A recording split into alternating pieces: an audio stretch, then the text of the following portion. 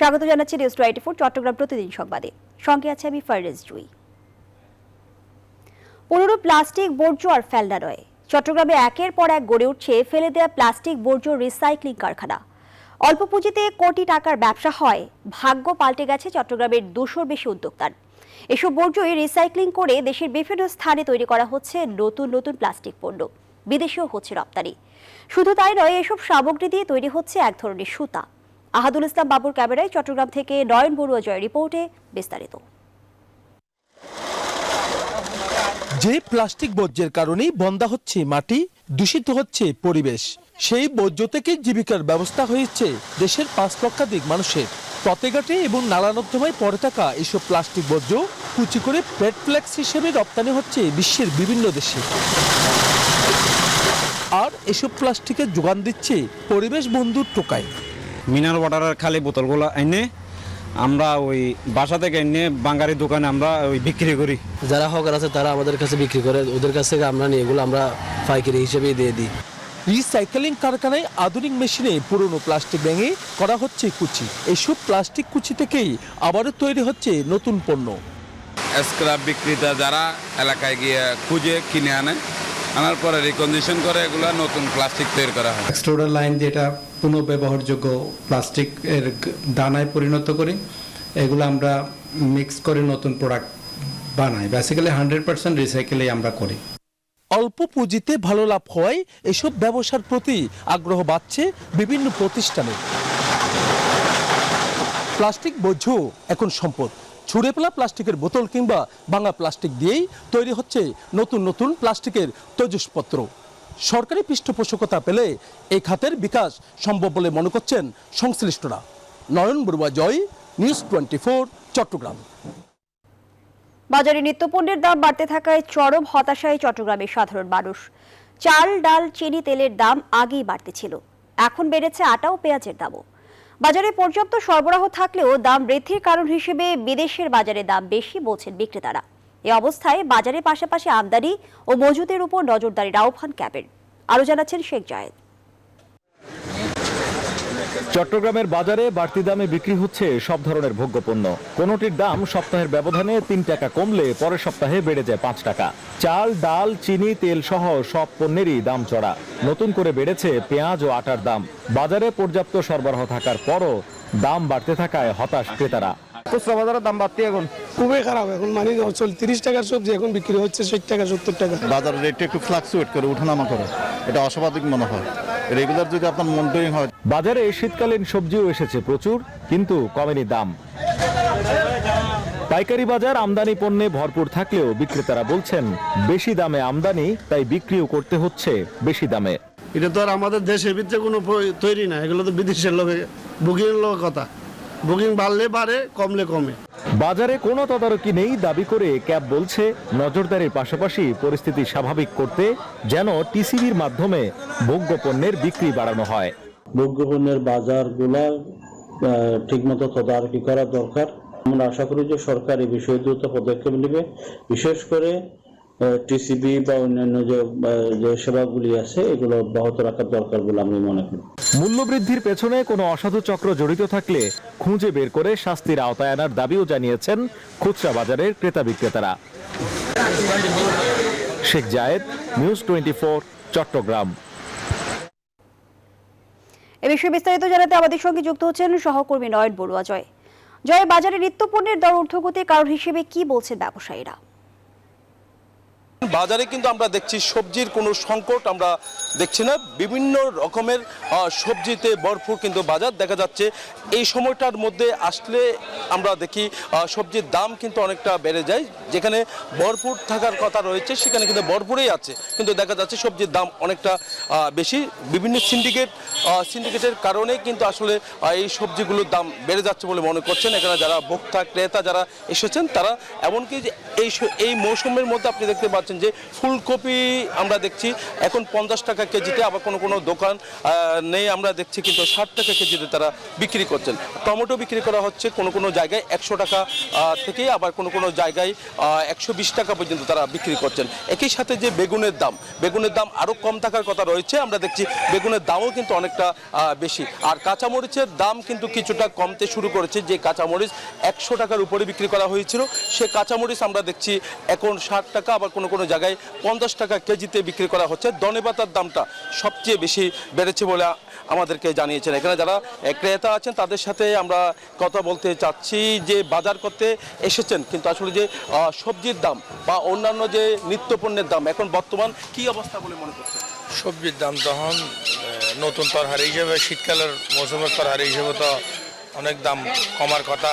এখন দেখতেছি যে সব তরকারির দাম, মরিচের দাম, গাজরের দাম, ফুলকপির দাম, সব দাম বাড়া বেশি এখন তো যারা থেকে টাকা আছে ওরা কিনে নিতে পারবে, যারা অসহায় মানুষ তো ওরা তো আধা কেজি নিতে পারবে না।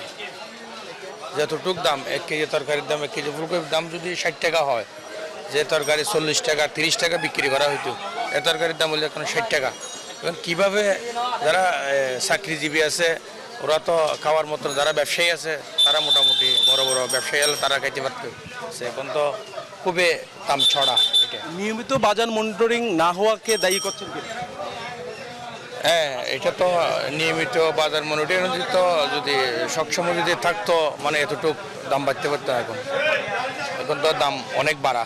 ধন্যবাদ আপনাকে। আমরা দেখাতে যাচ্ছি, আপনি দেখতে পাচ্ছেন যে পেঁয়াজের দাম কিন্তু আসলে আরও কমার কথা রয়েছে।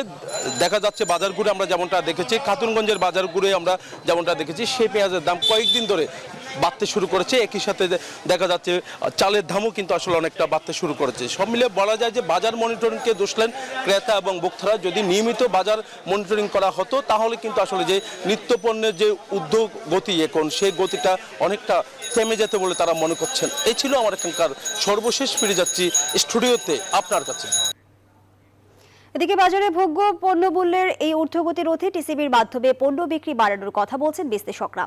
আরো বিস্তারিত জানতে যুক্ত হচ্ছে ক্যাবের সহসভাপতি SM নাজির হোসাইনের সাথে। স্বাগত জানাচ্ছি আপনাকে।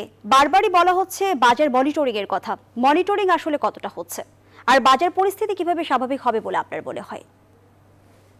ধন্যবাদ আপনাকে। আপনি আপনার মাধ্যমে ইতিমধ্যে আমাদের নয়ন বড়ুয়া জয়, আপনাদের প্রতিনিধি, উনি কিন্তু বিস্তারিত বলার চেষ্টা করছেন এবং মনিটরিং এর যে মানে অভাব সেটা কিন্তু ক্রেতারা কিন্তু বলেছেন। তো আমরা যেটা দেখছি আসলে দীর্ঘদিন ধরে ভোগ্যপণ্যের যে বাজার, এটা ব্যবসায়ীদের উপর ছেড়ে দিয়েছে সরকার। এখানে সরকারের যে একটা অবস্থান বা সরকারের যে তদারকি, এটার ঘাটতি আমরা প্রচন্ডভাবে লক্ষ্য করছি। যার কারণে ব্যবসায়ীরা এক একটা সময় এক একটা পণ্যের দাম বাড়িয়ে ভোক্তাদের জন্য একটা যন্ত্রণা তৈরি করছে। এখন যেরকম মুনার তথ্যে যেটা আসছে, চালের দাম বেড়েছে, আবার পেঁয়াজের দাম বেড়েছে। একই সাথে শীতকালীন যে মৌসুমে কিন্তু এই সবজিগুলো অনেকেরই দাম বেড়েছে। এর বাইরে আমাদের কাছে যে তথ্য সেটা হলো যে আলুর দামও কিন্তু বেড়েছে। তো এই যে ধরেন একটা পর্যায়ে মানে কিছুদিন পর পর এক একটা পণ্যের একটা কৃত্রিম ভাবে দাম বাড়িয়ে ওনারা কিন্তু এক একটা সময় এক একটা অজুহাত খাড়া করেন। অনেক ব্যবসায়ী কিন্তু জাওয়াদের কথা বলছেন, কয়দিন আগে যে বৃষ্টি হলো, ঘূর্ণিঝড় হলো, সেটার কথা বলছেন। আবার মাঝে মধ্যে ওনারা বললেন যে সাপ্লাই কম, এরকম অজুহাতের কিন্তু শেষ নেই। তো এখানে যদি সরকার যদি তদারকি না করে তাহলে কিন্তু ব্যবসায়ীরা সেরকম করে এখন যে অবস্থায় তারা পরিচালনা করছেন এভাবেই কিন্তু করে যাবেন। সেই কারণে আমরা ক্যাব থেকে বারবার বলে আসছিলাম যে আসলে ইয়ার দ্য রাউন্ড সারা বছরে কিন্তু আসলে এই ভোগ্যপণ্যের যে বাজার সেটা তদারকি করা দরকার এবং সরকারের একটা নজরদারি থাকা উচিত, একটা অবস্থান যেন বাজারে থাকে। এটা যদি ব্যবসায়ী ডোমিনেট হয় তাহলে কিন্তু তারা তাদের মতো করে চালাবে, আর যদি ভোক্তা ডোমিনেট হয় তাহলে ভোক্তাদের বিষয়গুলো নিয়ে আসবে। কিন্তু আমাদের বক্তব্য ছিল যে বাজার একটা রেগুলেটরি অবস্থান থাকবে, যেখান থেকে মানে উভয় পক্ষ ভোক্তা এবং বিক্রেতা দুইজনই উপকৃত হয়, এরকম একটা উইন-উইন সিচুয়েশন তৈরি করার জন্য সরকার। ধন্যবাদ জানাচ্ছি আপনাকে।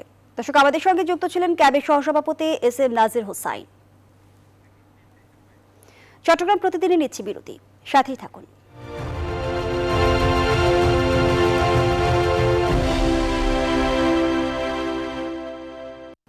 স্বাগত আরেকবার, দেখছেন চট্টগ্রাম প্রতিদিন।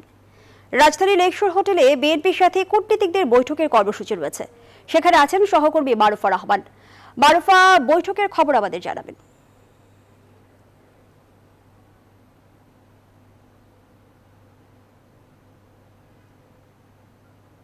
মারুফা, শুনতে পাচ্ছেন?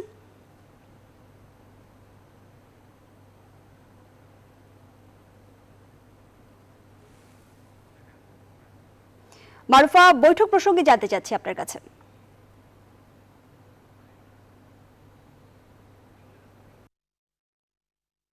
এখানে বিএনপির স্বাধীনতার সুবর্ণ জয়ন্তী উদযাপন কমিটি তারা এখানে মূলত একটি সেমিনারের আয়োজন করেছে এবং সেখানে আন্তর্জাতিক মানবাধিকার দিবসটিকে প্রতিপাদ্য করে তারা স্বাধীনতার সুবর্ণ জয়ন্তীতে এই সেমিনারটির আয়োজন করেছে। বেলা ৩টার সময় সেমিনারটি শুরু হওয়ার কথা, কিন্তু এখনো পর্যন্ত আসলে সেমিনারটি ওই অর্থে যারা আমন্ত্রিত তারা সকলেই উপস্থিত হয়নি।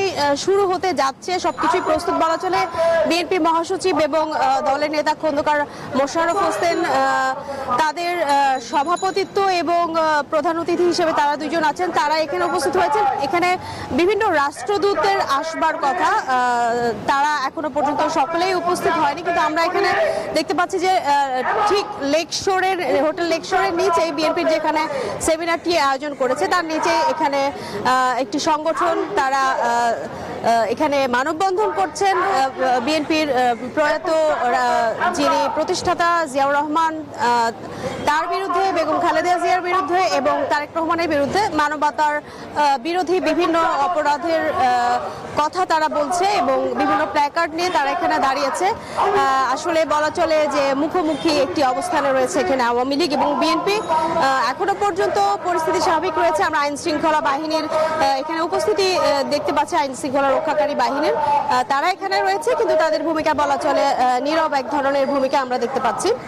এখানে যারা এখানে মূলত দাঁড়িয়েছে তারা বলছে যে 1977 সালের জিয়াউর রহমান আমলে গুম এবং ষড়যন্ত্রের ক্ষতিগ্রস্ত যারা পরিবারবর্গ তারা এখানে দাঁড়িয়েছেন এবং সেনা এবং বিমান বাহিনীর নিহত সদস্য ও পরিবারবর্গ তারা এখানে তারা তাদের স্বজনদেরকে যাদেরকে হারিয়েছেন সেই বিষয়টি নিয়ে তারা এখানে প্রতিবাদ জানাচ্ছেন এবং তারা এখানে মানববন্ধন করছেন।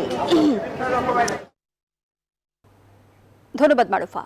দর্শক, লেকশোর হোটেলের সামনে থেকে বিএনপির কর্মসূচি প্রসঙ্গে জানাচ্ছিলেন সহকর্মী মারুফা রহমান। চট্টগ্রামে চলছে বিজয় মেলা, সেখানকার সবশেষ খবর জানাতে সরাসরি যোগ দিচ্ছেন শেখ জায়েদ। জায়েদ, ছুটির দিনে মেলায় ভিড় কেমন দেখছেন? ধন্যবাদ আপনাকে জুই। চট্টগ্রামে এই বিজয়ের মাস উপলক্ষে মাসব্যাপী পণ্য মেলা, এটি বিজয় মেলা নামে পরিচিত, এটি 33তম মেলা। আজকে শুক্রবার, ছুটির দিন, অনেক মানুষজন আসছেন। এই দুপুরে খাওয়া দাওয়ার পরে এই মেলাকে কেন্দ্র করে পরিবার পরিজন নিয়ে অনেকে আসছেন কেনাকাটা করতে। এইখানে যেহেতু পণ্য মেলা, ঢাকায় যেরকম বাণিজ্য মেলা অনুষ্ঠিত হতো প্রতি বছর, সেরকমই চট্টগ্রামের এই বিজয় মেলা। এখানে সব ধরনের পণ্য পাওয়া যায়, শুধু কাঁচা বাজার, মাছ মাংস এই পণ্যগুলো ছাড়া আর যত ধরনের পণ্য আছে সব কিছু, একেবারে তৈজসপত্র, ফার্নিচার, মানুষের পরিধেয় বস্ত্র, ব্যাগ, ব্যবহার্য যত জিনিসপত্র আছে সব কিছুই এখানে পাওয়া যায়। এবং এই যে 10 দিন গেল, দোকানিরা যেটি বলছেন যে এখন পর্যন্ত মানুষজন আসছেন দেখতে, মূলত এখনো কেনাকাটা তেমনটি তাদের জমেনি। তবে আজকে মানুষজনের উপস্থিতি আছে বেশ। একজন দেখতে আসছেন, এমন একজনের সঙ্গে একটু কথা বলতে চাই, একটু আপনার সাথে কথা বলতে চাই। মেলা কেমন দেখছেন এই বছর? এই তো ভাইয়া অনেকটা ভালো। এখন করোনা কালে মানে 1 বছর মেলা তো অফ ছিল, এখন কেবল মানে মানুষ আসতেছে, মানে ভালো লাগতেছে মানে 1 বছর পর। ধন্যবাদ আপনাকে। দেখতে পাচ্ছেন যে নানা ধরনের পণ্য, একেবারে তৈজসপত্র, ঘরের ব্যবহার্য জিনিসপত্র সহ বিভিন্ন রকম পণ্যের মেলা। একটু কথা বলতে চাই, কেমন বেচা কেনা কেমন হচ্ছে? 10 দিন তো গেল, এখনো বেচা কেনা তেমন ভাবে শুরু হয় নাই। 1 মাসের আয়োজন তো, মানুষ লাস্ট পর্যায়ে কেনার চিন্তা ভাবনা নিচ্ছে। তো আইসা দেখা যাইতেছে মানুষজন আসছেন কেমন? মানুষজন মোটামুটি হয় আলহামদুলিল্লাহ। এই 2 দিন তো ওয়েদারের প্রবলেম ছিল, তো এখন আলহামদুলিল্লাহ মানুষ হয়। তো কথা বলছিলাম একজন বিক্রেতার সঙ্গে। এই পাশে ঠিক পুরো আউটার স্টেডিয়াম মাঠ, যেটি পুরো মাঠটি জুড়েই এই মেলার আয়োজন করা হয়েছে। আর এই পাশে দেখবেন যে শিশুদের জন্য ব্যবস্থা করা হয়েছে। শিশু পার্ক, মিনি একটি শিশু পার্ক করা হয়েছে, যেখানে শিশুরা যারা মেলায় আসছেন আত্মীয় স্বজনের সঙ্গে, পরিবার পরিজনদের সাথে, তারা এখানে একটু বিনোদনের ব্যবস্থা তাদের জন্য রাখা হয়েছে এবং শিশুরা এই কর্নারটিতে এসে বিনোদিত হচ্ছেন। শুধু তাই নয়, এই মেলায় নানা রকম খাবারেরও ব্যবস্থা রয়েছে। জয়দ, আপনাকে ধন্যবাদ জানাচ্ছি। অনলাইনে ভ্যাট দিন, দেশ গড়ায় অংশ নিন, এমন স্লোগানে চট্টগ্রামে পালিত হয়েছে জাতীয় ভ্যাট দিবস।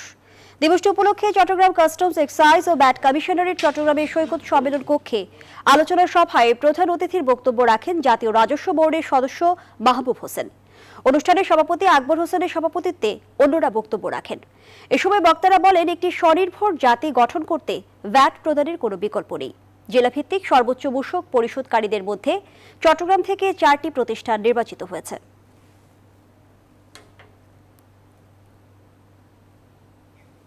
চট্টগ্রাম প্রতিদিন এ পর্যন্তই। আরও খবর ও বিশ্লেষণ জানতে ভিজিট করুন www.news24bd.tv। ধন্যবাদ সবাইকে।